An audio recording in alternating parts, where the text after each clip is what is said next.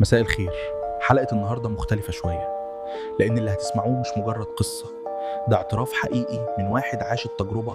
أنا مش هقول اسمي، ومش مهم تعرف أنا مين، بس اللي هقوله النهاردة.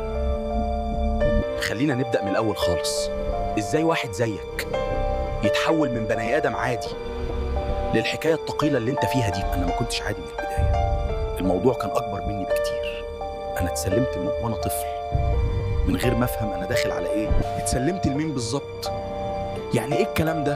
أنت بتتكلم عن ناس عادية ولا في حاجة تانية أنا مش شايفها قدامي؟ حاجة مش بتظهر لأي حد ومش أي وقت، بس لما تتنادي. وأنا صغير كنت بصحى كل شوية من النوم ألاقي حد واقف في الأوضة ساكت خالص، بس بيبصلي وكأنه مستني حاجة مني. كبرت والموضوع اختفى فعلا، ولا فضل معاك بنفس الإحساس بس انت حاولت تعيش عادي وتتناسى كل ده؟ كبر وبقى أوضح مع الوقت. مش بس كده، ده قرب أكتر وبقى أقرب ليك من أي حاجة تانية حواليك. كنت فاكر إن الموضوع انتهى وإنهم اختفوا خلاص، بس الحقيقة إنهم عمرهم ما بيمشوا، هم بس بيستنوا اللحظة المناسبة